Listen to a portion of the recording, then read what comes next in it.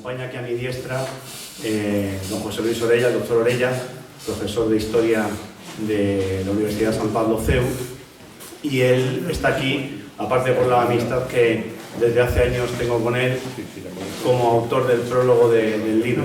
Entonces le he invitado para que presente, que haga una aproximación, ese approach, ¿no?, del que se habla ahora, a lo que es la figura del padre Huidobro y lo que es la vinculación con el mundo jesuítico.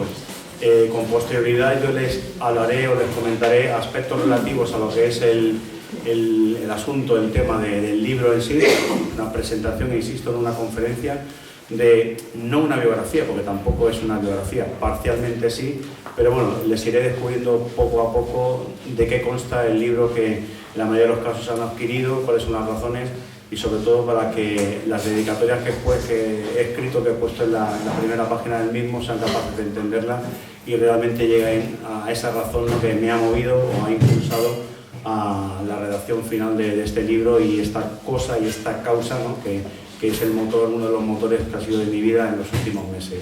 Con todos ustedes, el profesor José Luis Orella. Muchas gracias.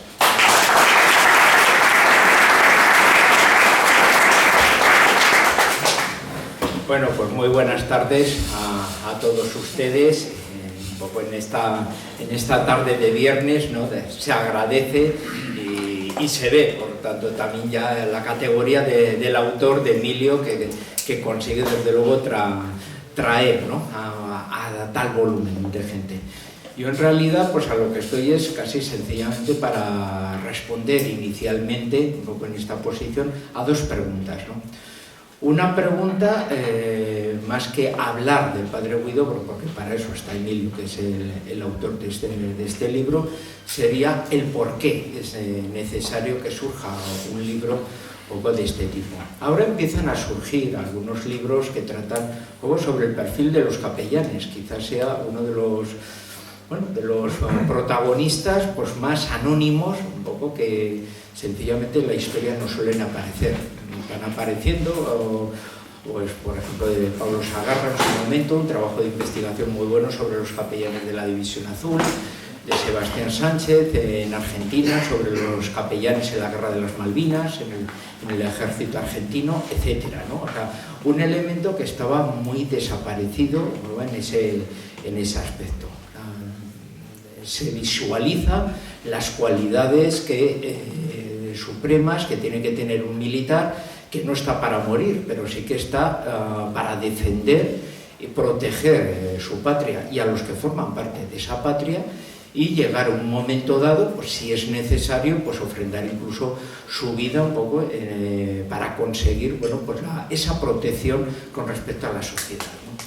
Para ello, para que los militares puedan cumplir un poco con esa protección de escudo y espada de la nación, pues muchas veces se nos queda en el tintero, bueno, quién es el que tiene esa labor pues de dirigir, de acompañar, y muchas veces, bueno, todos somos humanos, tenemos unos días mejores, otros días peores, bueno, pues mantener, ¿no?, un poco ese espíritu, esa tensión y esa entrega, ¿no?, y saber responder a esas preguntas de que una persona cuando está en un momento dado, en un momento de la vida, bueno, pues tiene que dar el todo por el todo en ese momento, ¿no? Los capellanes castrenses pues están un poco en ese aspecto, ¿no? Y también, que sería el caso del padre Huidobro, algo que parece contradictorio con la guerra, ¿no? La guerra parece que favorece y provoca odios, etcétera. Si nos metemos en los conflictos actuales, parece que es un poco el momento álgido de todo lo peor de la humanidad. No obstante, muchas veces en esos momentos de tensión también se da lo mejor de la persona humana, ¿no? La entrega absoluta de muchas de las personas por ese debido momento, ¿no? Los capellanes en muchos casos han derramado, ¿no?, han sido la muestra clara de ese amor cristiano. Muchos de los que estamos aquí nos conocemos y sabemos también, bueno, esa entrega o ese intento que tenemos de ser cristianos, bueno, pues de intentar humanizar, de intentar, desde luego, desarrollar ese amor. El padre Huidobro va a ser un ejemplo un poco como capellán, pero precisamente por su formación sacerdotal, ¿no? O sea, él no va a ir por supuesto, con discursos de odio, sino él va a intentar cumplir lo mejor posible, cumplir con su misión y su favor, que es, o sea, yo lo que quiero y en lo que estoy de capellán, y yo lo que quiero es que mi bandera, la cuarta bandera del tercio, vaya entera al cielo cuando sea. El que muera en combate, porque muere el combate, y el que muera de viejo, porque muera de viejo.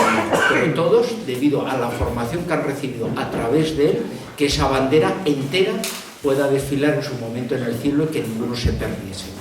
Entonces, estamos hablando de una persona que, bueno, le tocó ser capellán, pero si le hubiera tocado estar en otro lado, hubiera tenido un poco esa entrega, ¿no? Esa entrega, se puede decir, esa audacia y ese compromiso sacerdotal, incluso llevando ejemplos, citará Emilio, hay, bueno, pues el caso, por ejemplo, del padre Doy, otro jesuita irlandés en la Primera Guerra Mundial, que en su momento fue también, bueno, pues un ejemplo humano que, bueno, pues impregnó muchas almas, ¿no? La del padre Huidobro, la de San Juan Pablo II, la de la Madre Teresa de Calcuta, etc. O sea, en su momento fue un hombre de estos, bueno, de gran relevancia, que su entrega, incluso de decir, bueno, si yo tengo que morir, entrego mi vida para que termine esta hecatombe, ¿no?, que es la Primera Guerra Mundial, bueno, pues el padre Huidobro también lo hará con respecto a nuestra trágica guerra civil, ¿no? Si mi vida tiene que ser encomendada para que se termine, se consiga la paz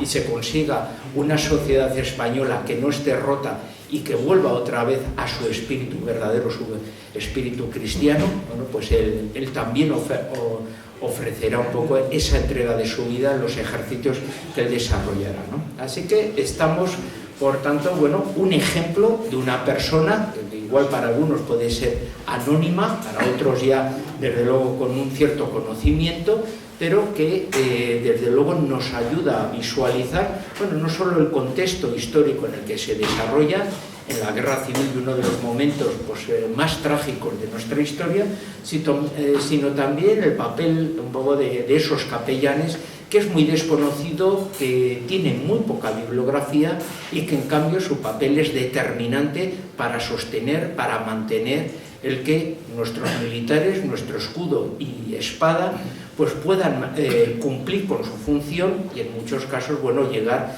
a cumplir con los últimos objetivos de ello, ¿no? El segundo aspecto, ¿cuál es? Bueno, pues un libro de tan difícil circunstancia, explicar claramente, bueno, quién es el padre Huidobro, por qué es importante en nuestro presente actual una persona pues, que murió en plena guerra con esa entrega. No doy detalles, para eso está el autor, y en el libro, pues cuando los que no lo hayan comprado ya saben lo que tienen que hacer, ¿no? Se lo dedicará Emilio al final, ¿no? O sea, hay que hacer un poco de propaganda también, y eso. Pero, bueno, pues también hay que hablar en ese aspecto del autor, ¿no? O sea, ¿por qué Emilio es el autor? Bueno, la mayoría de ustedes lo conocen por multitud de facetas diferentes de él. Pero luego solo voy a hablar de las que se pueden hablar, de las que no se pueden hablar, precisamente porque es una persona muy entregada, no lo voy a hablar porque entonces perdería su mérito. Y prefiero que vaya atesorando su tesoro arriba y no decir lo que hace a la sombra, ¿no?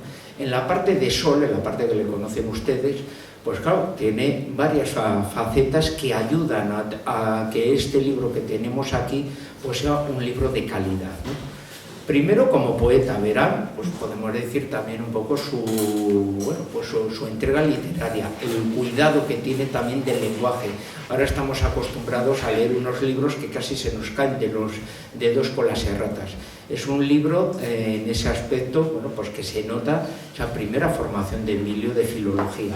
Es una persona que cuida como un orfebre su obra artística a través del lenguaje. O sea, que ya no solo por el tema, que es lo que nos interesa, sino la manera que tiene de expresarse, la manera que tiene de escribir, un poco, incluso, podemos decir, de divulgar un poco ese cariño, esa sensibilidad que tiene todo amante un poco de la literatura, pues nos permite encontrar, bueno, un libro fuera de lo común, que por desgracia no es lo normal debido a esa depreciación que tenemos del lenguaje. En segundo aspecto, bueno, es una persona experta en historia militar, no solo porque él entiende perfectamente ese espíritu del caballero legionario, porque él es un caballero legionario. O sea, no, aquí estamos como con algunas profesiones, no es un es, no sé qué, es caballero legionario, con S, no con X, ¿no? O sea, vive esa entereza, esa entrega, ese sacrificio a través de la amistad, a través de su vocación docente, etcétera, ¿no? O sea, tiene una entrega que, bueno, pues sus antiguos alumnos lo saben y de, bueno, esto no lo tienen otros profesores, es una cualidad innata que forma parte de Emilio. Entiende perfectamente esa sensibilidad y por eso sabe transmitir cuál va a ser el mundo con el cual se va a encontrar el padre Huidobro y cómo va a ser ese espíritu legionario desde su fundación, que lo va a impregnar a él y va a convertir también a este sacerdote jesuita en otro legionario más, con esa facultad que decíamos especial que él va a tener. Por tanto, su vida privada particular de Emilio le convierte en un autor, podemos decir, escogido para poder entender también esa sensibilidad. Tercer aspecto, pues bueno, es doctor en historia.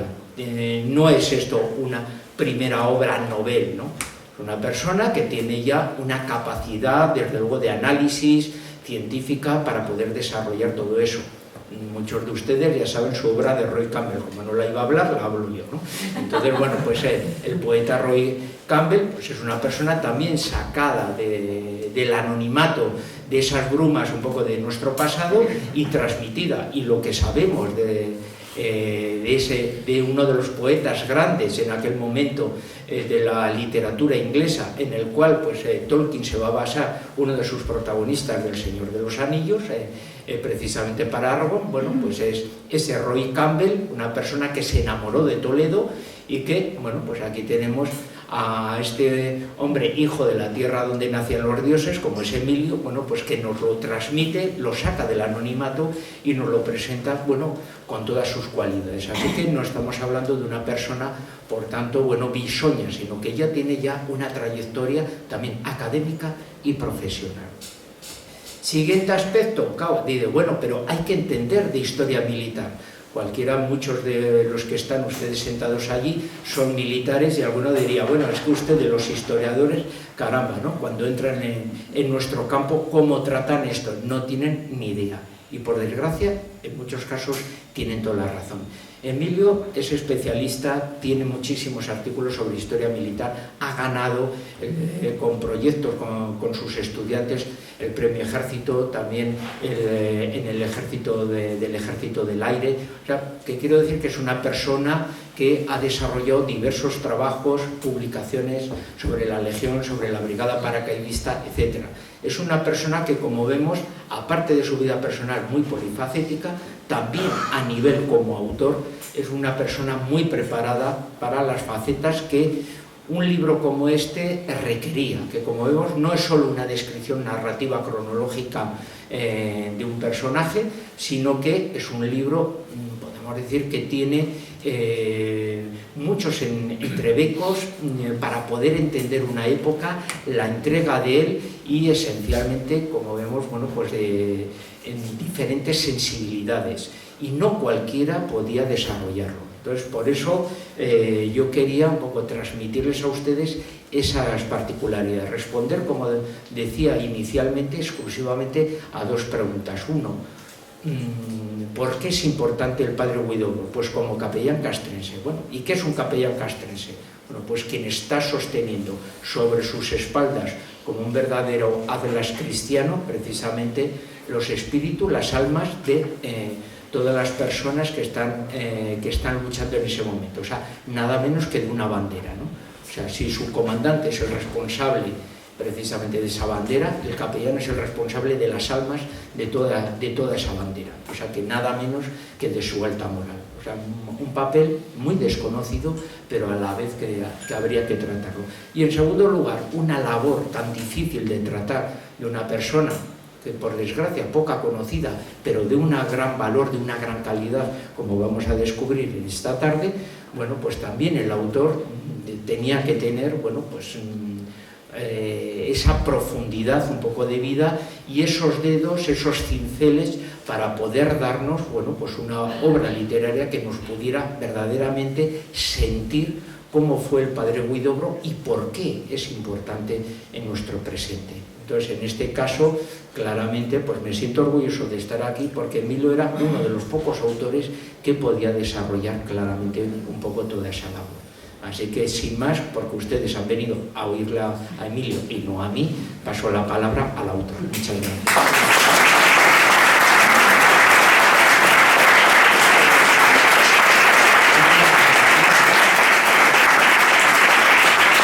Muchas gracias, José Luis, gracias de nuevo por su presencia. Y voy a coger el guante este que me ha lanzado a propósito de esa imagen del Atlas que soporta, de la imagen del sacerdote sostenedor de almas legionarias, como propiamente indica el título, héroe de almas legionarias. Pero no me voy a quedar ahí, porque en un mundo en el que el pasado año, como recordarán, en el mes de diciembre, la RAE proclamaba que la palabra del año ha sido polarización. Polarización tiene que ver mucho, o es culpable de este libro, la polarización. Allá por junio, cuando se nos convocó a Guillermo Rocafort y a mí en el arzobispado castrense, por medio del canciller, el secretario del Consejo, para tomarnos declaración jurada, lo que desde el mundo, de nuestro mundo, nuestros artículos que hemos escrito a lo largo de los últimos años sobre la figura del padre Huidobro, qué podíamos aportar para esa comisión histórica que estaba a punto de dar carpetazo, de cerrar una fase de investigación en la que se iba a presentar a Roma pues todo lo que había conseguido, ¿no?, a nivel, con rigor, con academicismo y con rigor histórico sobre lo que era la figura del padre Huidobro. Así se hizo, allí nos personamos el 21 de junio, Guillermo Rocafort y yo, presentamos un dossier particular cada uno, con la recopilación, en mi caso, de 5 o 6 artículos de diversos medios durante los últimos años, y esa fue la piedra de toque, o lo que pensaba que iba a ser mi aportación al tema. Estoy hablando del 21 de junio del 23, ¿vale? Les he citado también que a final de año apareció el tema de la polarización. Casualmente, el día 22 de junio, al día siguiente, recibí una llamada de teléfono, que no esperaba, de un sitio web de Chesterton.es, en el que suelo colaborar con artículos sobre Hilaire Belloc, sobre Chesterton, sobre Tolkien, sobre el propio Roy Campbell, autor de mi tesis doctoral, sobre T.S. Eliot, una serie de autores británicos, en muchos casos conversos, la mayoría o todos católicos, y era una cosa no esperable, ¿no? Me comentaron la posibilidad de escribir una biografía de unas 90, 100 páginas a lo sumo, sobre un personaje que hoy en día, digamos, rompiera los moldes, rompiera las estructuras, fuese contracorriente, se alejase de esa mainstream a la que intentan llevarnos, ¿no? Y me proponían el personaje, ellos, me proponían Millán Astray. Digo, ¿cómo? Millán Astray, 90, 100 páginas sobre Millán Astray. Digo, no puede ser. Digo, es otra de mis cosas y causas, y prometo que antes de morirme escribiré algo sobre Millán Astray. Lo digo aquí, lo declaraba ayer y anteayer en programas de radio, y seguramente cuando acabe mi próximo propósito, la segunda etapa de la vida, de la parte biográfica del poeta Roy Campbell, pues seguramente me ponga a ello, además que ya lo tengo encorsetado, ¿no? Entonces, esa llamada de teléfono pues me hizo un poco perder los papeles. Digo, pero ¿cómo voy a escribir 90 o 100 páginas sobre el general Millán Astray? Hombre, como has estado muy vinculado a plataforma, digo, y sigo vinculado, como estáis ahí en la pomada con lo que es el tema de la memoria histórica, la ley de memoria democrática ahora, que podría ser, ¿no?, para luchar contra estas vainas, ¿no?, muy de ahora, estas vainas como la autoayuda, el mindfulness, el reiki, no sé qué. Me soltó una historia y digo, pues bueno, tranquilo, lo haré. Digo, pero no va a ser de Millán Astray. ¿Y a quién propones? Digo, ¿has oído hablar del padre Huidobro? Y yo tenía reminiscencias de 20 horas antes, 18 horas antes del encuentro en el arzobispado castrense. Dice, bueno, sí, es un sacerdote, la Legión. Digo, sí, que murió en el frente, murió en la Cuesta de las Perdices, en la casa de campo. Digo, creo que ahora mismo, estoy hablando de junio, 22 de junio, al día siguiente, ahora mismo, en este mundo de polarización, estábamos en el periodo entre elecciones regionales y locales y las nacionales que se acababan de anunciar, si no recuerdo mal. Digo, en el mundo de polarización que vivimos, digo, creo que se me antoja, que es vital hablar del padre Huidobro, porque muchas veces ha recibido la etiqueta de padre de la concordia, capellán de la conciliación. Son términos que se asocian a la figura del padre Huidobro. Digo, qué mejor momento, aparte que yo sabía que había una comisión histórica y que el día antes me habían requerido, ¿no?, para presentar declaración jurada. Digo, yo creo que es el momento adecuado, ¿no? Es una cosa que no estaba agendada, no la tenía en mente, pero yo sí que tenía un trasfondo, tenía un recorrido sobre lo que era la biografía del padre Huidobro, ¿no?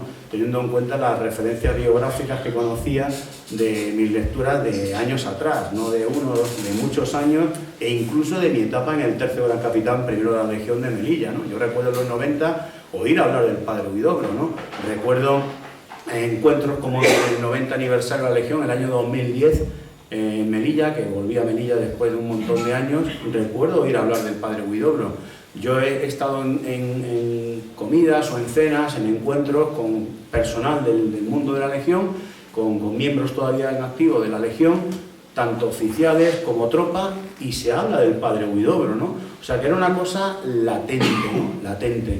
Lo que pasa es que nadie se había echado al frente, nadie había ocupado ese puesto de vanguardia, como el propio Pater, el capellán, hizo, ¿no? Y se había decidido a escribir algo, ¿no? En este caso a nivel autobiográfico, que no le dio tiempo, simplemente la referencia de las cartas que hay sobre él mismo con sus propios testimonios, pero consideré que podía ser una persona idónea, ¿no? Y quizás fue la providencia, ¿no? Para mí fue un gesto o fue una llamada de la propia providencia a la que estaba muy unido, muy asociado el propio capellán, ¿no? El propio padre Huidobro, ¿no? Fernando Huidobro Polanco tienen una referencia biográfica, porque el libro no es una biografía en sí, evidentemente no puja ni intenta combatir, ¿no?, con lo que son las biografías de verdad de los padres Peiró, del padre Valdés, del padre el cacereño, el padre Tobar. Estamos hablando de los años 55, del año 55, del año 66, del año 2003, y había habido un vacío enorme de años, ¿no?, desde la del padre Tobar, la del 2003, en las que nadie hablaba del padre Huidobro y la causa parecía haber estado ocultada, ¿no?, como una cosa que no se puede tocar. Ahí se había tirado la llave de ese baúl, algo en plan secreto, nadie comentaba al respecto. Y casualmente también el tema de la providencia pues llegó a mis oídos porque en el 2019 es la propia Legión la que lanza una misiva, manda una carta a Roma para impulsar la causa de beatificación del padre Huidobro. Esto lo recojo porque algunos estamos aquí presentes, estábamos en nuestro gran reto, la primera vez que fuimos a hacer los 101 kilómetros de ronda. Está por aquí Carlos, está por aquí Guillermo, y en aquella carrera de los 101 kilómetros en 24 horas, cuando acabamos que estábamos reventados, evidentemente, pues 2 meses antes habíamos tenido la asamblea de plataforma Millán Astray, y en esa asamblea, o las asambleas que anualmente mantenemos, pues invitamos a un periodista, a un militar en activo, que hay aquí alguno incluso que ha venido con nosotros, o algún militar retirado, algún historiador, y en esa del 2019, de febrero de 2019, había venido Pedro Corral, que también tiene un vínculo familiar. A propósito de que aquí hay una persona de la familia del padre Huidobro, que lleva su como tercer apellido Huidobro. También estaba Pedro Corral y nos habló de esto. Entonces, cuando llegamos en mayo, después de lo que pudimos comer, porque lo que queríamos era dormir y descansar, y deseando llegar a Madrid, estamos ahí heridos, bastante heridos, y lamiendo nuestras heridas antes del lunes emprender camino a Cartagena e ir a luchar por una calle en Millán Astray a un juicio, porque es que la carrera fue meteórica, no solamente los 101, sino lo que vino después, ¿no? Entonces, esa anécdota nos permitió hablar del padre Huidobro, allí con todos los presentes, en una comida que hicieron para gente de plataforma, y apareció el general Yago, el general, ahora mismo comandante general de la plaza de Ceuta, apareció allí y hubo una especie de comentario al teniente coronel Recena, que en paz descanse, fundador de Plataforma Patriótica Millán Astray, que le comentó: plataforma que se mantenga al margen de lo del padre Huidobro. Vamos, como que nos quitásemos del medio, y nos quedamos así un poco, no asustados, pero perplejos, ¿no? ¿Y qué hemos hecho de mal?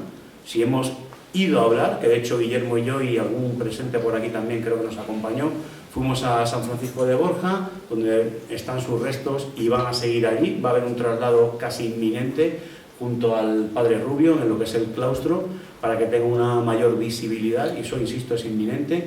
Y nos comentó el párroco, que se llamaba don Ramón por aquel entonces, en el año 2019, nos comentó que nada, que dentro del mundo jesuítico, pues que no había una corriente, que sí que sabía lo del tema legionario, y creímos oportuno que estábamos obrando bien. Estábamos en el medio de febrero y de mayo, que es la carrera de los 101. Claro, luego llega para nuestra sorpresa el detalle este de que nos dicen: oye, quitaros del medio. Bueno, pues donde hay patrón no manda marinero, ¿no? Acatamos órdenes con disciplina, como el padre Huidobro hizo el mismo día que murió, aquel día del Buen Pastor, el domingo del Buen Pastor, el 11 de abril del 37, se cumplen 87 años el próximo jueves, por cierto, y de hecho, lo anuncio aquí, ya no hay interferencias, no lo voy a anunciar, pero el día antes, en la previa, estará en la Hermandad de la Legión a las 6:30 de la tarde, quizá con una visión o una presentación más legionaria que la que voy a hacer aquí, algo más distendida, más con gente académica, gente tan dispar, ¿no? Tan polifacética como yo, ¿no? Poliédrica, ¿no? Con esta multitud de cosas y causas en las que ando inmerso, ¿no? Pues recuerdo que decidimos apartarnos, pero nos quedamos ahí con la duda, y era por eso, porque la Legión había mandado una carta a Roma para promover la causa de beatificación que llevaba ahí latente, existente, pero muerta desde el año 84 o desde mitad de los 80, cuando casualmente el padre Valdés, que para mí tiene la biografía más extensa sobre el padre Huidobro, antigua, porque estamos hablando de los años 60, y que toma también como referencia la primigenia, ¿no? la del padre Peiró, que es del año 51 en concreto, ¿no? Entonces, claro, ya jugaban con ventaja, habían conocido incluso no solamente la posibilidad de haber estado con el padre Huidobro, sino con otros capellanes que habían estado en muchas de las otras banderas de la Legión, todos del mundo jesuítico, ¿no? Porque todos fueron a parar, como menciona el prólogo de José Luis Orella dentro de este libro, fueron a parar a banderas de la Legión que se fueron configurando una vez que iba avanzando, ¿no? Desde el paso por Andalucía, Extremadura, y ese punto, esa parada que hay en Toledo, esa tesitura, ¿no? Esa vicisitud de si seguir hacia Madrid, lo del Alcázar de Toledo, allá por el mes de septiembre del 36, ¿no? Estábamos en los albores de la Guerra Civil Española, de esa guerra entre hermanos, ¿no? Y a partir de aquí se empieza a forjar la leyenda del padre Huidobro, ¿no? Pero hablaba de esa providencia, ¿no? Porque la providencia resultó vital en lo que ha sido el resultado, el efecto final con la publicación de este libro, que insisto, no pretende competir con lo que son las biografías, esas tres que he citado con antelación, y evidentemente no es una biografía. De hecho, en el libro, que para eso es la presentación o este momento al que están invitados, simplemente puede haber un 20, un 25%, 20% tirando a lo alto, de lo que es la vida, de lo que es la parte biográfica, ¿no? Resumidos esos escasos 34 años, desde 1903 que nace hasta 1936, el 11 de abril que muere, ¿no? Abatido por un proyectil en el frente de Madrid, en la casa de campo, y luego hay más cosas, hay más episodios. ¿Qué ventaja tiene el libro? Que ya ha hablado él de la propaganda que quiere dar y que compren el libro, ¿no? Pero ¿qué ventaja tiene?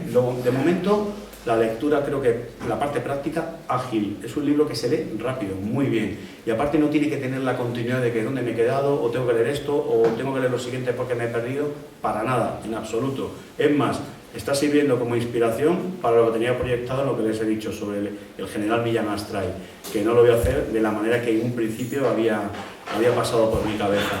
Pues de esta manera se trata, ¿no? Que no es una parte biográfica simplemente, no es una biografía al uso, digamos, sí que tiene muchos aspectos biográficos, pero tiene otros episodios. Por ejemplo, al azar, puedo coger el prólogo, ya que ha abierto fuego el doctor Orella, puedo coger el prólogo y situarme en el mundo jesuítico, porque yo cuando ya estaba acabando el libro recibí el prólogo de José Luis Orella, yo no había leído el prólogo antes de. Es más, mi introducción quizá sí que estaba iniciada porque fue una parte parcial, valga la redundancia, que mandé a Chesterton.es, que en un principio iba a publicar el libro, luego quedó en agua de borrajas por efecto de distribución y porque estuvo ahí rápido, ágil, veloz, ávido, el propio Álvaro Romero con SN Editores, y se ofreció, ¿no? Para una mejor distribución, llegar a un acuerdo, que yo reconozco que Álvaro Romero no sabía nada que yo estaba haciendo esto, es que me da un poco de corte decírselo, ¿no? Porque era una invitación externa de la gente de Chesterton.es, que habían sacado 2 libros en su corta historia, y me parecía feo, ¿no? Aparte que yo tengo comprometida con él, pues la segunda parte de lo de Roy Campbell, ¿no? Entonces, pues, lo que les decía, cogen el libro, leen el prólogo y se sitúan, saben más o menos quién es o qué es la figura de ese padre Huidobro, de ese capellán castrense. Saben incluso un poco lo que es el tema del exilio, lo que produce la llegada a la República en órdenes religiosas, en concreto en el mundo jesuítico, ¿no? Pero si en vez de leer el prólogo, yo que sé, una tarde te tornas poético, sientes la inspiración, la musa, Dice, voy a leer el poema. Lees el poema con el que me he atrevido a cosas peores, lo reconozco, ¿no? Cosas peores digo poéticamente hablando, ¿no? Porque de hecho presenta un poema de más de 500 versos a un concurso, al premio José de Espronceda, y bueno, está ahí. No voy a ganar evidentemente, pero bueno. Me he quitado, ha sido estas veces de sujétame el cubata, digo, sujétamelo. Va a ser como con el poema de 500 versos. Tiene en total 526 versos, si no recuerdo mal. Pero bueno, ahí me he puesto. Ahí sigue, en curso. Supongo que para el día del libro, el 23 de abril, Shakespeare, Roy Campbell, 23 de abril, San Jorge, supongo que se producirá el fallo, pero que no voy a ganar, en serio. Pero bueno, el caso es que ustedes cogen, por ejemplo, el libro después del poema y tienes también otra visión del padre Huidobro, incluso del momento de su muerte, ¿no? Incluso de lo que es su vida, de lo que representa para sus legionarios, de lo que él representa como curita, como le llamaban de manera afectiva, los legionarios curtidos, bregados, de su bandera, ¿no? De esa cuarta bandera Cristo de Lepanto, ¿no? De la que, por ejemplo, Carlos Bullón, en la que sirvió Carlos Bullón, que está aquí también presente. Pues coges otra parte y dices, pues mira, me voy a ir al epílogo, me voy a saltar todo el medio, voy a ir a la parte del epílogo. Y es una especie de aventura hacia lo que quiero, o pretendo, o creo que puede ser el futuro, ¿no? La determinación, la última fase, la fase romana de esta causa de la beatificación, el dicasterio de la causa de los santos y todas esas etapas que ahora mismo en Roma, una vez nombrado el relator, pues ese abogado del diablo, por donde tiene que pasar el proceso de beatificación para que este siervo de Dios, ¿no?, alcance la beatificación y con posterioridad la canonización. Aparece en el epílogo, ¿no? Es una invitación a ello. Pero previamente invito incluso a la curia romana. Me he atrevido a que el Papa Francisco and Company, que toda la gente lea, porque tiene que buscar en lo que le llaman la informatio, una de esas etapas, virtudes. Y las virtudes yo se las propongo, pero es que para encontrar 8 virtudes, que es lo que piden, un mínimo de 8 virtudes de la persona que quieren beatificar, es harto complicado. Yo les he dado 10, todo rodeado de alegría, 1/10, 11, pero podría haberles dado 14 o 15 virtudes, valores, que van desde la disciplina tan representativa en lo que es el mundo jesuítico, o cómo no, en la Legión, hasta la caridad, ese camino de perfección o de perfeccionamiento en sus estudios, el tema, por ejemplo, de la humildad. Todos estos detalles, uno a uno, están en ese decálogo de virtudes con el que intento sintetizar todo este vacío de casi 4 décadas, desde el año 84, en el que parece ser que se ha corrido un tupido velo sobre la imagen del padre Huidobro por un episodio que también narro. Yo también quiero polémica, me gusta ir al combate, ir a la vanguardia, y me meto con Paul Preston, con este historiador británico, tan conocedor supuestamente del mundo español, de lo que le interesa, claro, porque lo que no le interesa no, para soltar, digamos, esas mentiras, como la historia que algunos de ustedes han podido escuchar en cierta ocasión, de que el padre Huidobro fue muerto, fue abatido por uno de sus legionarios, por la espalda además, ¿no? Es una cosa que nadie se cree, nadie se creía, leyendo las propias memorias, también las de Diario de un capellán de campaña, la del padre Caballero, o las 3 que he citado anteriormente, del padre Tobar, por este orden cronológico regresivo, del padre Tobar, del padre Valdés o del padre Peiró. Nadie habla de eso. Vemos la correspondencia de cartas con posterioridad a su muerte y tampoco aparece alusión a la forma en la que murió, a la que dicen que murió, ¿no? No solamente Paul Preston, sino un monje benedictino, que en paz descanse, Kira Israel, que también apoyó esta idea, o no sé si fue uno o el otro los que incluyeron esta idea, que también perjudicó en gran medida ya en este siglo, a partir del año 2010.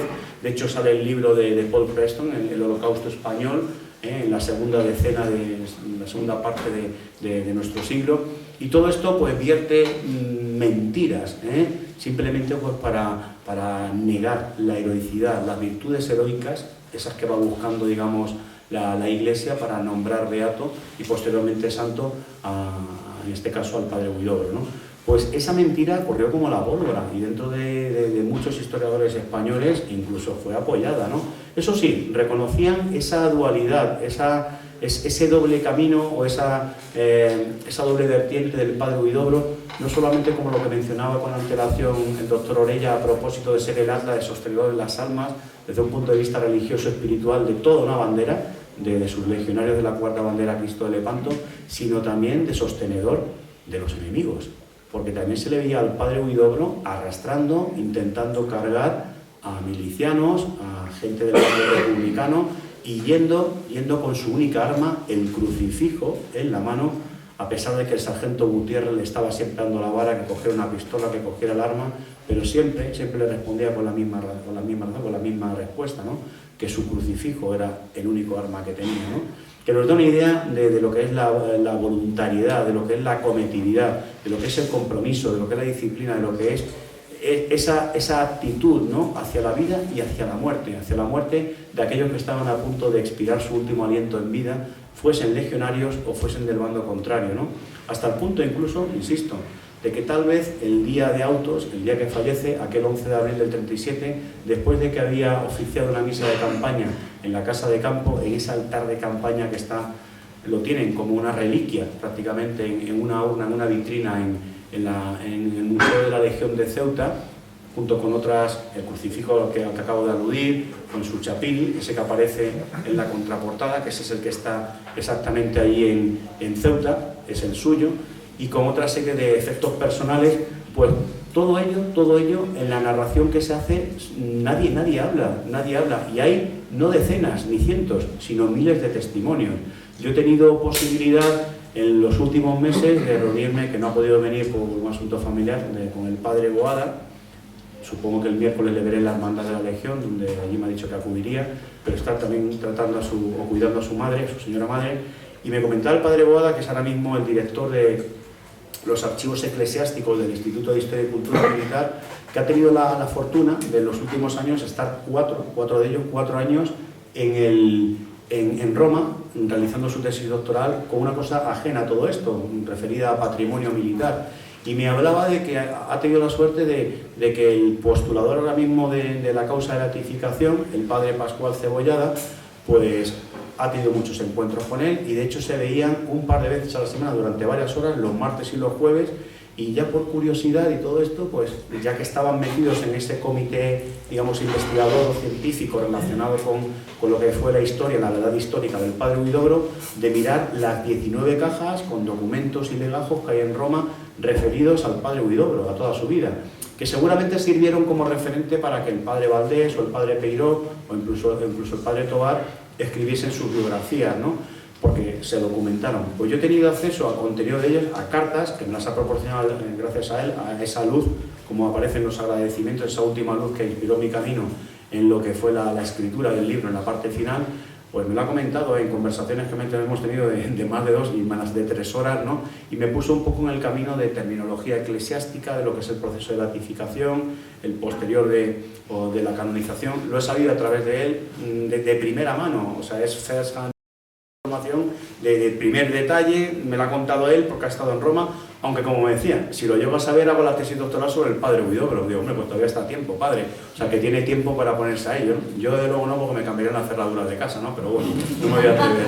Entonces, sí que me gustaría recalcar el hecho de que en esos, repito, no decenas o cien, en esos miles de testimonios, tanto del ámbito legionario como de personas que vivieron en el frente con él, ajenos a la legión, sino a otras unidades, otros cuerpos, o gente que estuvo en el hospital, tanto en Talavera de la Reina, por ejemplo, en su primera convalecencia, tras ser herido por primera vez, no sé, el 8 o 9 de noviembre del 36, nada más llegar a la casa de campo, una herida en la rodilla, pues nadie habla con posterioridad, ni en las cartas referidas de decenas y decenas del mundo jesuítico, de personas vinculadas al mundo jesuítico, nadie habla de que tuviese un tiro en la espalda o en la cabeza, sino que le voló un proyectil el cráneo, ¿no? Y cómo quedó su cuerpo abatido.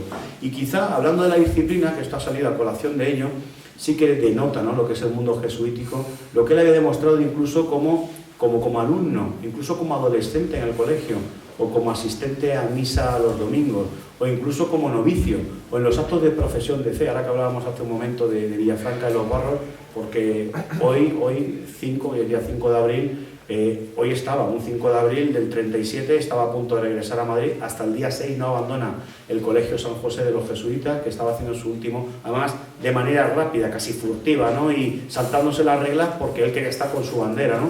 Pues un 5 de abril del 37 estaba con los jesuitas, que había estado allí 3 o 4 días, y el día 6 abandonaría camino a Cáceres, Toledo, para conocer el paradero de su bandera. Él lo que quería era volver al frente, estar con sus legionarios. pero no lo sabía, no sabía si estaban en el Jarama, donde había estado en febrero combatiendo, e incluso fue propuesto como medalla individual uno de los días del Jarama, que fue aclamado y fue llevado a hombros como un torero por sus propios legionarios, como cito me parece en algún momento de la obra.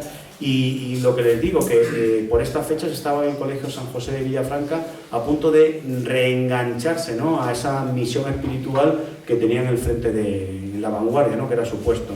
Y esa vanguardia, una vez que estaba también fuera de combate el comandante Vierna, porque muchos jefes legionarios fueron cayendo poco a poco y iban pasando el turno a lo que era la dirección o el control o lo que era la jefatura de la bandera, ¿no?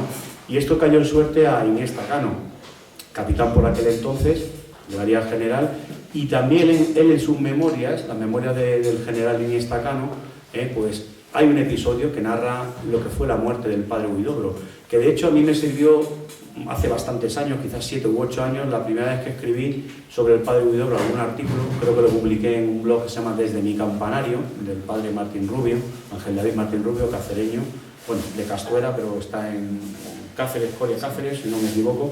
Pues me vino a la cabeza aquella imagen, ¿no?, cómo evocaba la muerte del pater en combate, ¿no? Y le tomé la medida, lo leí, luego por el padre Caballero aprendí, luego aprendí mucho más por las cartas. Estoy hablando hace años, cuando yo no tenía ningún tipo de intención de escribir esta obra. Y eso me lleva a pensar ese ímpetu, ¿no?, ese ímpetu y acometividad legionaria que hablaba antes, ese primer espíritu de la legión, el espíritu del legionario, es único y sin igual, es decir, hay de acometividad, de buscar siempre la distancia con el enemigo y llegar a la bayoneta, que él lo demostraba, no con bayoneta, sino con crucifijo en mano. Y a partir de aquí se alzaba a la vanguardia. Pero llegó un momento en esa fría mañana, porque también he investigado hasta la meteorología de aquel día, ¿no?, en el que tuvo que volver, tuvo que regresar. Sabemos que algunos hemos ido a entrenar a la casa de campo por las mañanas, la bruma que nos encontramos, la niebla, a las 9, a las 10 de la mañana, me imagino esa mañana de abril, como podría ser, por ejemplo, mañana sábado cuando pase por allí, ¿no?, que me pasaré, mañana toca. Entonces recordaremos pues que muchas veces es difícil que se levante la niebla, y aparte la neblina que se crea, la lluvia, que afortunadamente llega lluvia y hasta el día no despierta, ¿no?, hasta prácticamente las 12 o la 1 ya del mediodía, ¿no? Y él está en vanguardia, él está con el capitán Iniesta, y es el propio capitán Iniesta el que le manda a retroceder a la retaguardia, a ese chalecito, a ese chalet en el que había instalado una especie de casa de botiquín en el que estaban siendo atendidos por los legionarios heridos, ¿no?, algunos de ellos en muy malas condiciones. Él besa la medalla que tenía el capitán Iniesta, que se la había dado a su mujer, la besa 3 veces, lo recrea, de hecho, el propio capitán Iniesta en su narración, vuelve a la posición, a retaguardia, deja a sus legionarios en vanguardia, y luego te vas a creer la historia, la vaina esta de que le dispara al legionario por detrás.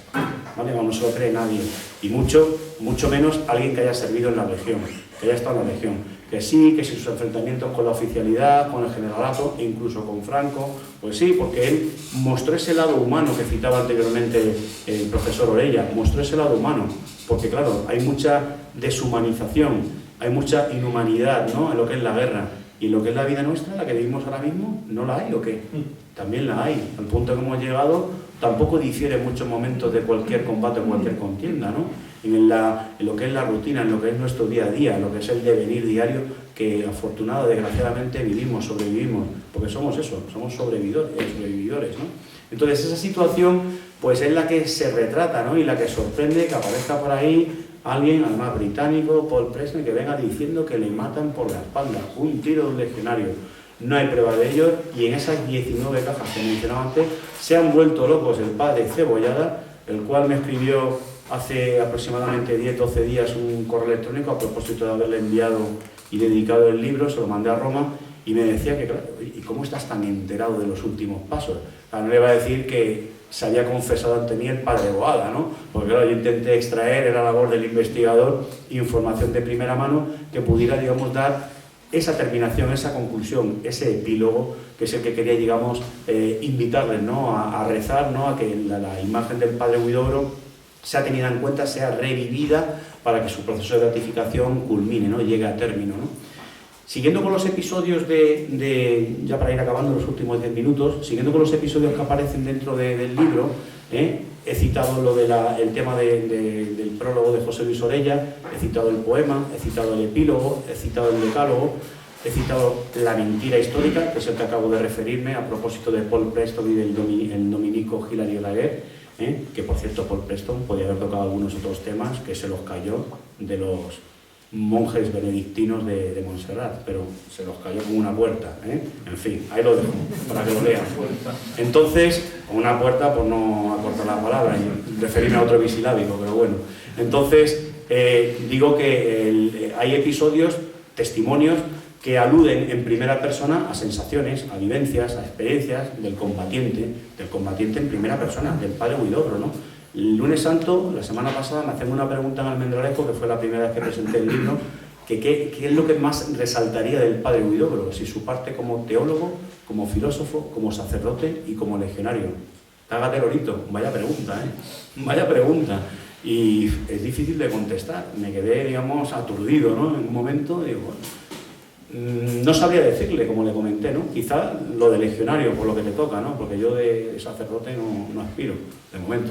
Entonces, de teólogo tampoco, y de filósofo, bueno, hacemos nuestros pinitos como los de poeta, pero bueno, algo hacemos o intentamos sembrar, ¿no? En nuestro germen, nuestra semilla dentro de lo que es la sociedad, en lo que es la introducción. La introducción, que la dejo para el final, porque también hay testimonios de otras personas, como he comentado antes, tanto del mundo legionario como del mundo jesuítico, como del mundo hospitalario, la monja que le cuida en Talavera de la Reina. Digo que la introducción, ahí sí que también se puede leer, te da una idea de lo que es la obra, pero sí que hay una tendencia, no lo niego, un corte ideológico, una crítica a la ausencia de valores y virtudes que por desgracia no tenemos en el mundo que vivimos, ¿no? En este polarizado mundo. Recuerdo que cuando me propusieron ¿y quién es el padre Huidobro para escribir? Hablo del 22-23 de junio. ¿Quién es el padre Huidobro para escribir una corta biografía sobre él? Y les expuse lo que ve en la contraportada, exceptuando la primera parte, que es un extracto de una carta que envía a su hermano justo antes, yo creo que estaba en Villafranca de los Barros, quizá la última carta que escribe, su hermano también sacerdote, le escribe más o menos la pequeña sinopsis que quería dar para conocer en 100 palabras el personaje, la insigne figura del padre Huidobro, tenía que ver con esto, ¿no? Y lo mandé el 23 de junio y lo quedé tal cual, creo que he cambiado una palabra, no más, y podría haber cambiado dos, pero bueno, lo he dejado, no se han dado cuenta, yo sí, ya como filólogo y como defecto profesional, pero bueno, se lo dije a Álvaro no se dio cuenta, era que no nos oye y no lo cambió, pero habría cambiado una palabra. Se queda así la contraportada, esa breve sinopsis, y eso apareció el 23 de junio, hablando de la polarización. Eso con lo que empezaba, de este mundo polarizado, de esos tenebrosos caminos, de este mundo loco, de esta batalla diaria, de este combate diario que vivimos, quizá no con armas, de momento, porque tal y como está el patio, no lo descarto. Pero bueno, al final nos encontramos en esta situación que refleja la introducción en la que efectivamente me refiero a la polarización del mundo, a esa carencia de valores y sobre todo pues propugno, ¿no? Lo que son las virtudes heroicas en vida del padre Huidobro para llegar al frente como legionario. Me olvido de su parte teologal, de su parte religiosa, de su parte sacerdotal, llegar al frente y, como dice el espíritu de la muerte en la legión, el morir en el combate. Si miran más o menos la mayor parte de las dedicatorias, el morir en el combate es el mayor honor, no se muere más que una vez, la muerte llega sin dolor y lo más horrible es vivir siendo un cobarde. Todos esos aspectos los reúne el padre Huidobro, los ejemplifica en vida y creo que es nuestro deber, aunque no estemos cerca de la muerte, eso espero, que estemos en vida rezando por su beatificación y posterior canonización. Muchas gracias.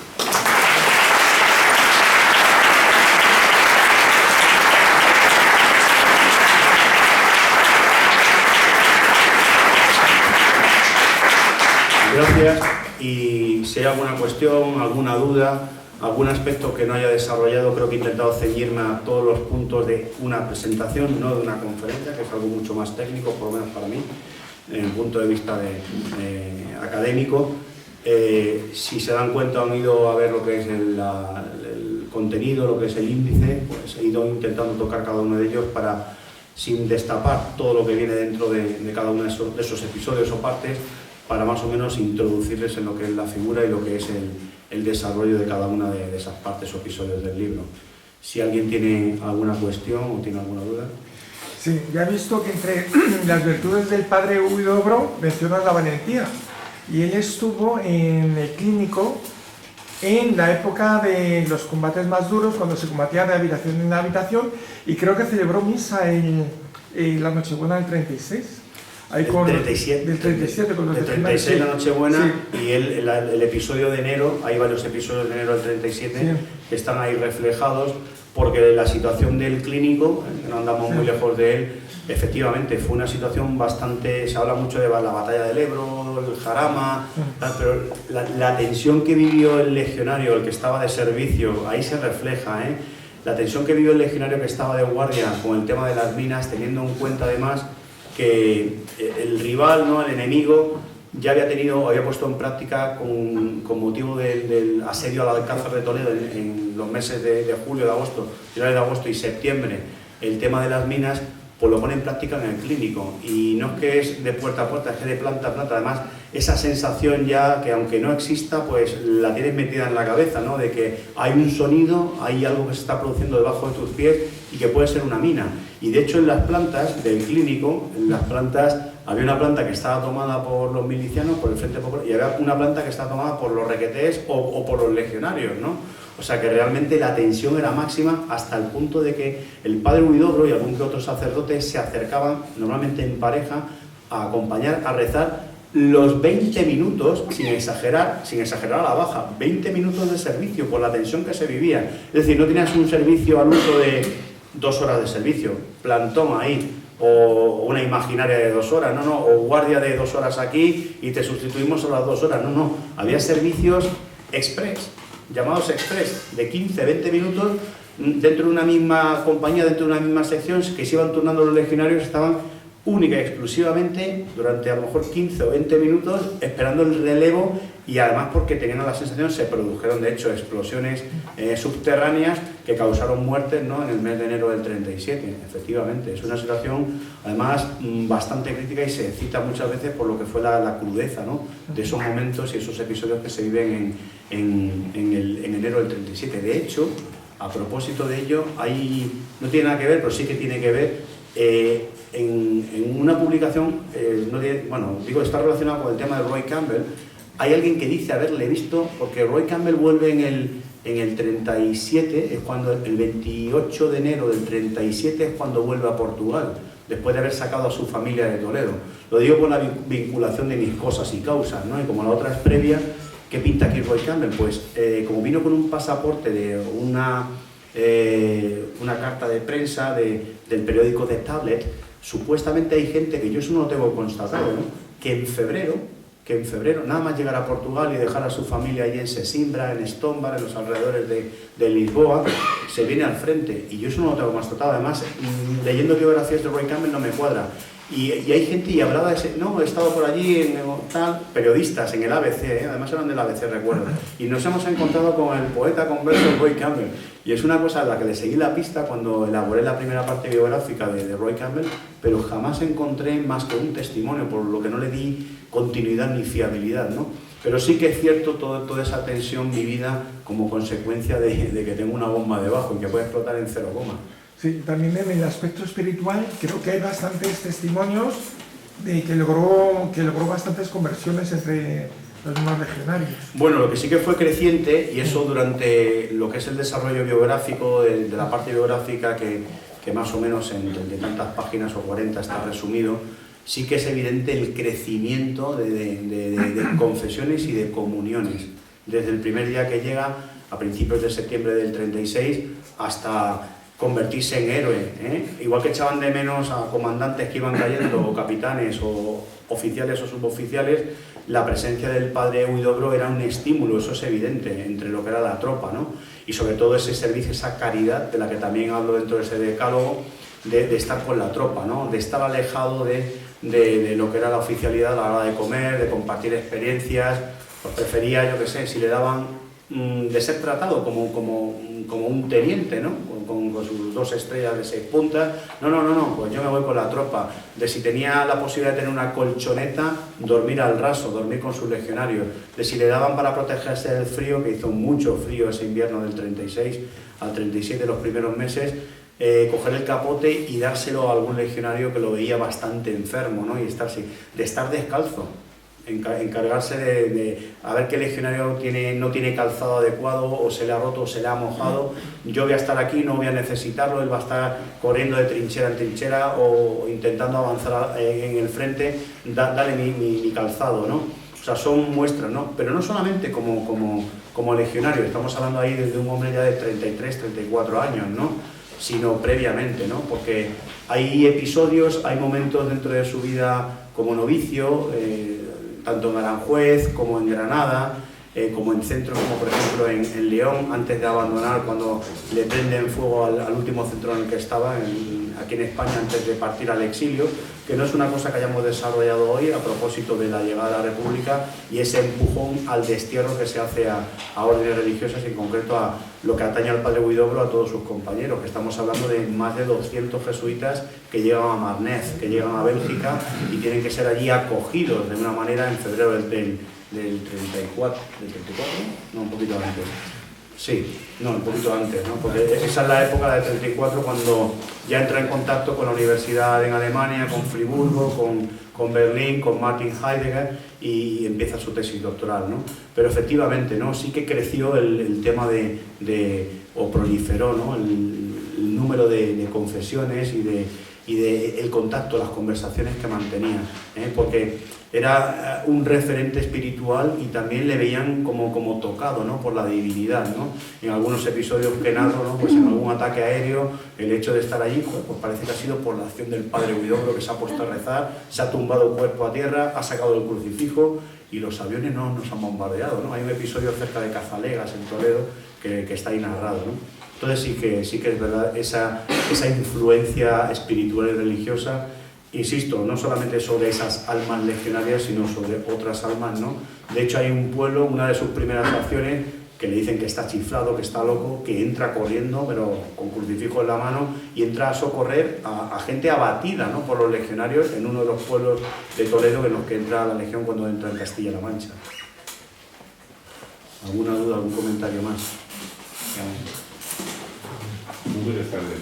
Buenas tardes. Yo soy legionario de honor por el tercio de la capitán también, y me alegra mucho que haya habido esa iniciativa, ¿no?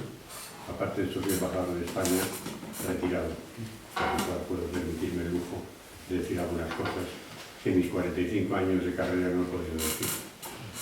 Quiero dar la enhorabuena al autor y también al profesor Morella por este acto y por esta iniciativa, porque ya era hora de que en los tiempos que corren alguien levantara la bandera del padre Huidobro y de la Legión. La Legión lleva ya bastantes años con la bandera arrugada, lo siento decir en público, pero es la pura verdad. Desde los cambios que ha habido en Melilla, la retirada de la estatua del comandante Franco, la última del comandantín frente al puerto, de la entrada del puerto de Melilla, etc. A mí me parece un acto semi-heroico que hace este autor de este libro, un libro muy pequeño por lo que he podido ojear, pero suficientemente rico. Pero claro, cuando se ha hablado del profesor Preston, profesor, por decir algo, ¿no? Y del monje benedictino X, pues no nos engañemos.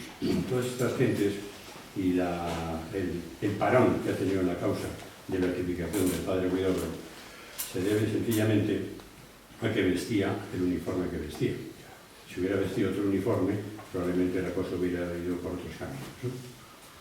Yo he vivido muchos años de mi vida aquí cerca y iba mucho a la iglesia de los jesuitas del Terrano, donde está todavía enterrado a la entrada de la izquierda. No sabía que lo iban a trasladar hacia el interior. No me agrada la noticia, porque entrando a la izquierda está a mano. Cuando lo lleven hacia el interior lo van a tener más oculto, que quizás sea la razón oculta, valga la redundancia, de la compañía, ¿no? Porque la compañía tiene también sus cosas, ¿no? Luego después vivo en Aravaca y paso continuamente, esta tarde pasaré por la Cuesta de las Perdices, el que paso, con cuidado para no estrellarme, naturalmente, porque a mi edad me tengo que andar con más cuidado, pues hago la vista a la derecha y veo el monolito del padre Milagro.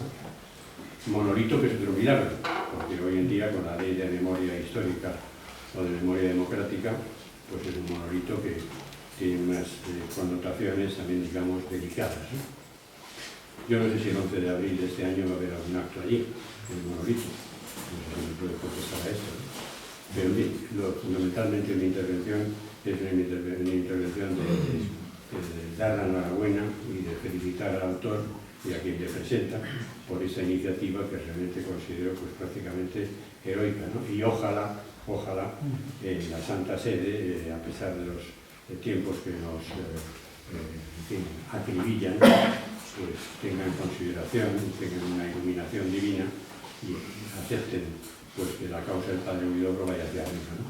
Tengo mis dudas, y no quiero echar el jarro a agua fría, pero tengo mis dudas en los momentos en los que estamos viviendo.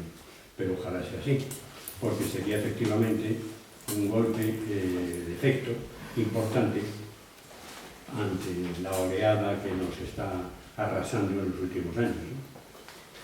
Yo no sé si el autor ha sido consciente de la importancia y el efecto que este pequeño libro puede tener, pero si con un buen marketing y con un buen manejo publicitario son capaces de llevarlo a cabo, pues el libro podría tener unos efectos muy positivos y benéficos, ¿no?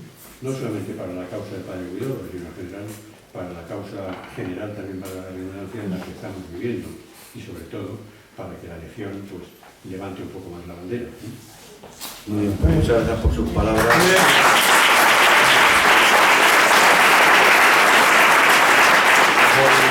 Voy cogiendo el guante de algunas cuestiones que ha comentado. Lo primero, sin rivales no hay progreso. Eso está claro. Decía William Blake, lo discutimos un día en algún tuit, si no recuerdo mal, con Aurora, y efectivamente en estos caminos oscuros, en lo tenebroso, en el mundo tenebroso e infame en el que vivimos, yo creo que hay que dar pasos al frente, ¿no? Evidentemente yo a estas alturas de mi vida no me voy a caracterizar por quedarme en retaguardia, ¿no? A mí si llega el capitán, en este caso Iniesta, y me dice que vaya a retaguardia, pues voy a decir mi capitán, yo ya no soy legionario. Entonces yo parto de una posición como la que he hecho con Plataforma Millán Astray, a propósito de algunos aspectos que tienen que ver con la ley de memoria histórica, mismos perros de distinto collar, ley de memoria democrática, ¿vale? Porque de esa estatua del comandante algo podemos hablar algunos de los aquí presentes, porque Plataforma Patriótica Millán Astray de hecho lo tienen los juzgados, ¿no? O sea que hemos dado pasos al frente, nos hemos creado enemistades, pero nos hemos creado amistades, y muchas amistades que están vetadas, que están ocultas. De hecho, lo tengo que comentar, el saliente coronel del tercio, no quiero crear ninguna polémica, coronel Ferrera, pues ahora mismo ha sido noticia esta misma semana por su no ascenso a general, después de un enfrentamiento, un supuesto enfrentamiento, un tuit con el señor Imbroda, a propósito de el lugar de inicio de la carrera de la africana en Melilla. Una polémica que hubo y tal, y porque dijo, oye, es una carrera que organiza la Legión, y si la organiza la Legión, pues no nos va a decir un político dónde tenemos que iniciar la carrera, ¿no? Por este mismo motivo se ha suscitado, y de hecho lo he hablado hoy con alguien del tercio Gran Capitán, porque el coronel actual, que le tocaba por relevo, y se lo llevaron hace poco, hace unos meses, pues me había requerido el libro para la sala histórica del tercio Gran Capitán, ¿no? Como tienen todos los coroneles, y este está enviado desde febrero. Lo que pasa que cruzar el estrecho, bueno, cruzar en este caso de Almería, que está el libro desde finales de febrero, antes de Militaria, antes del 2 de marzo, allí esperando para que venga alguien a ver a su familia a Almería, sea de regulares o de la Legión, y se lo lleve. El martes próximo me han asegurado que lo tendrá el coronel. Pues eso sería una cuestión, el tema de la memoria. Nosotros no nos hemos escondido, como plataforma. Aquí hablo como plataforma, no como autor. Como autor tampoco me voy a esconder, ni por esto, ni por Roy Campbell, ni cuando espero, dentro de un par de años o 3 años, que pueda presentar la obra sobre el general Millán Astray desde una perspectiva legionaria, sin complejos, sin tabúes, sin ningún tipo de ataduras, ¿no? Digamos por mis posibilidades, digamos, como académico o como profesional de la investigación o como doctor en historia o como licenciado en filología, me da igual, ¿no? Pero lo voy a escribir desde el corazón, como legionario. Y una cosa en la que estamos forjados los legionarios, en esa brega, en ese batirnos, ¿no? En todo tipo de fuegos, ahora mismo a nuestras alturas, ni me ocurrió hace 30 años cuando servía en un tercio, ni me va a ocurrir ahora, evidentemente pase lo que pase. O sea que yo puedo saber lo que me juego, pero es que me va a entrar por un oído y me va a salir por el otro. O sea, a estas alturas no vamos a cambiar, ¿no? Más cosas, el tema de la celebración, lo del monolito. antiguamente o hasta hace unos años se hacía un acto, la propia Hermandad Nacional, a la que voy el próximo miércoles, de hecho, que lo he comentado al principio, a las 6:30, pero es que las dificultades para aparcar allí ahora son máximas. De hecho, la última vez que hemos ido, Guillermo Rocafort y yo recordarán que nos salieron del CNI, del edificio CNI, que nos apartásemos de ahí y fuimos a depositar una corona. Fue precisamente por el 20 de septiembre, el aniversario de la Legión.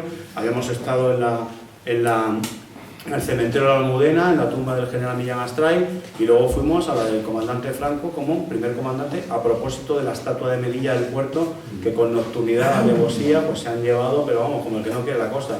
Para más siempre un 23F, que todo está pensado, todo está pensado. Entonces, todo este tipo de situaciones nos hace pensar efectivamente, ¿no?, que yo agradezco sus palabras, que seamos una y que enarbolemos la bandera, porque alguien lo tiene que hacer, que seguramente en público, o en ponerle un me gusta, o un corazón en el tuit, que no te lo van a poner, pero luego te congratulan, ¿no?, el hecho de recibir ese tipo de llamadas, de darte las gracias, porque por lo menos estáis vosotros. Y como dice mucha gente de las hermandades legionarias con las que Plataforma Patriótica Millán Astray, en concreto creo que son asociaciones y hermandades, 41 a las que le mandé un correo electrónico hace un par de días a propósito de la convocatoria de la Asamblea Anual. Pues hablamos de esto, ¿no?, de esas invitaciones, y de que todo el mundo te lo dice. Dice, si no llega a ser por Plataforma, no le voy a decir simplemente la calle Millán Astray, que la hemos defendido hasta donde hemos podido, en todos los sitios, ganando todos los juicios. No tenemos juicio perdido, pero aparte ha salpicado a la calle de la Legión, por ejemplo, en Villafranca de los Barros, que llegó el alcalde y, porque yo lo valgo, sujetame en cubata, quitó la calle de la Legión. Y digo, este hombre nos llega a los... Y claro que ganamos. Bueno, no fuimos a juicio, es que no se atrevió.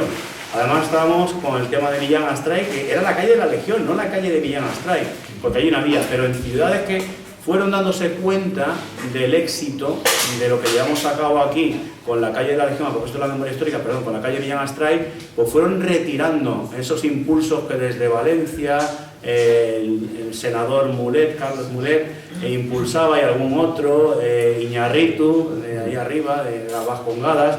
Pues esta gente empezaron a impulsar una serie de historias sobre la memoria histórica que iban todos contra el mismo sparring, contra Millán Astray, Yo no sé si les motivaba o que querían hacerle bullying, como le habían mutilado. Yo creo que era una cuestión de bullying. Tanto que hablan de convivencia y se llenan la boca de concordia, de conciliación, aunque luego te cuelen la ley de la amnistía, ¿sabes? Pero que lo que provoca mayor fracción y discordia, a propósito de la introducción que cito ahí, ¿no? Pues este tipo de situaciones tiene que ver con esto. Y a propósito de la difusión, también se lo agradezco, pues porque he sido recibido por el arzobispo castrense. Me ha hablado, bueno, el coronel de infantería de la Academia de Infantería de Toledo. Y luego, pues sí, que he tenido unas ciertas respuestas, tanto de Málaga, de Huelva, de Alicante, de Toledo, de Talavera de la Reina, sitios de Palencia, en los que voy a presentar el libro cuando me dé la vida en los próximos meses. Intentaré hacer encaje de bolillos y no poder duplicarme, porque tenemos que estar, somos los que somos, y hacemos lo que podemos. Pero realmente, en esto que hacemos y en esto que podemos, nos va la vida, pero personalmente, lo que a mí respecta y lo que conozco de gente que está en mi entorno, estamos convencidos de que hacemos lo correcto. Y yo no sé ustedes, pero yo duermo a pierna suelta. O sea, tengo la conciencia súper mega hiper mazo tranquila. O sea, no tengo ningún problema. Entonces voy a seguir así y no voy a cambiar. Muchas gracias. Muy bien.